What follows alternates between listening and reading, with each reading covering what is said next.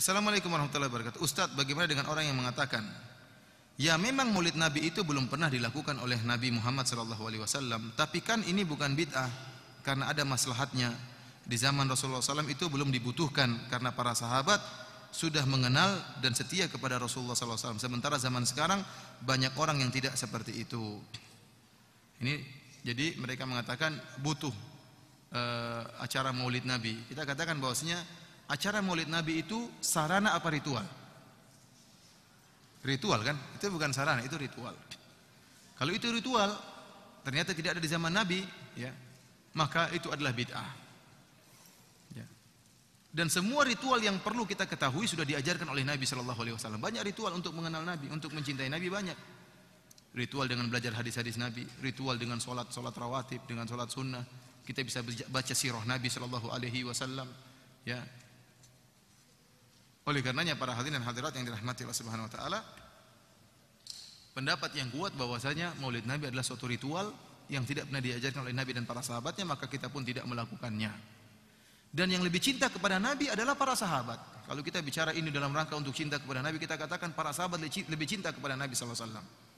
Para sahabat, para tabi'in, imam yang 4 lebih cinta kepada Nabi daripada kita-kita ini.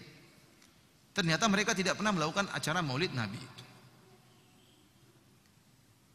Padahal kecintaan para sahabat kepada Nabi lebih daripada kita. Kemudian perkara berikutnya, Nabi merayakan hari kelahirannya tiap pekan sekali. Bukan tahunan, tapi tiap pekan. Yaitu setiap hari Senin, dan cara merayakannya dengan berpuasa. Bukan cara merayakannya, tapi cara bersyukurnya.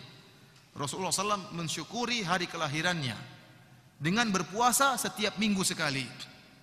Oleh karena dalam Sahih Muslim, wasu'ila an siyami yaumil itsnain, Rasulullah SAW ditanya kenapa dia berpuasa pada hari Senin, kata beliau, dzaka yaumun wulidtu fihi, pada hari tersebut aku dilahirkan. Jadi Nabi SAW mensyukuri hari kelahirannya pada hari Senin dengan berpuasa setiap minggu, setiap hari Senin.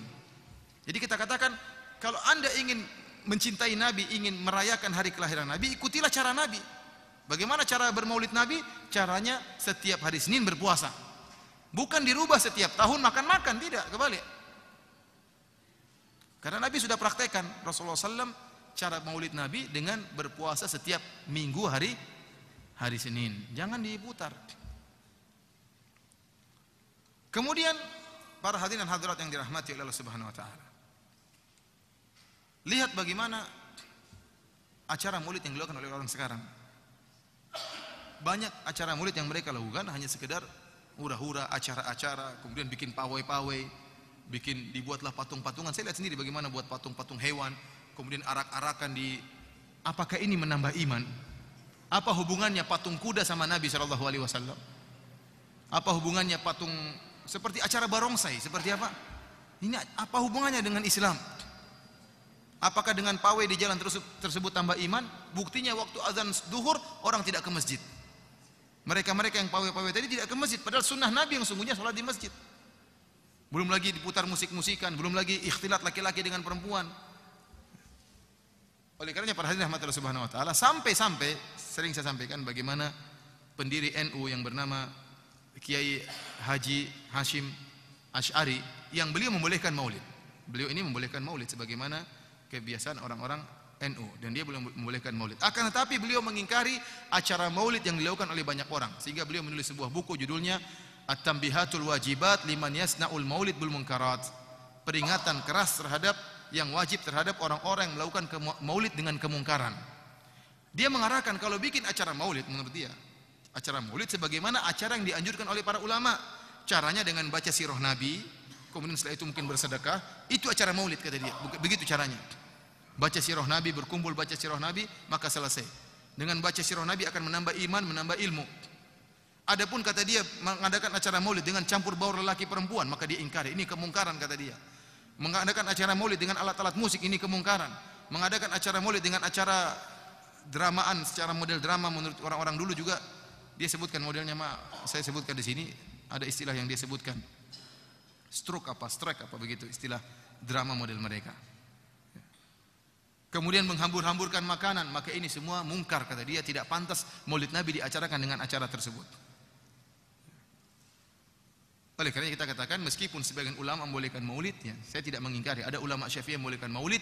Kalaupun mereka membolehkan, maka caranya bukan cara seperti sekarang ini, tapi dengan baca sirah Nabi sallallahu alaihi wasallam, membacakan sebagian sejarah Nabi sallallahu alaihi wasallam, kemudian selesai. Mau bersedekah, mau infak silakan. Tapi kalau acara maulid seperti yang sekarang, kemudian pawai dan macam-macamnya bercampur laki-laki perempuan, putar-putar musik, sampai di sebagian negara sampai joget-jogetan. Saya lihat di YouTube, ya, di Mesir kalau tidak salah. Laki-laki dan perempuan apa sambil joget-joget dalam acara maulid.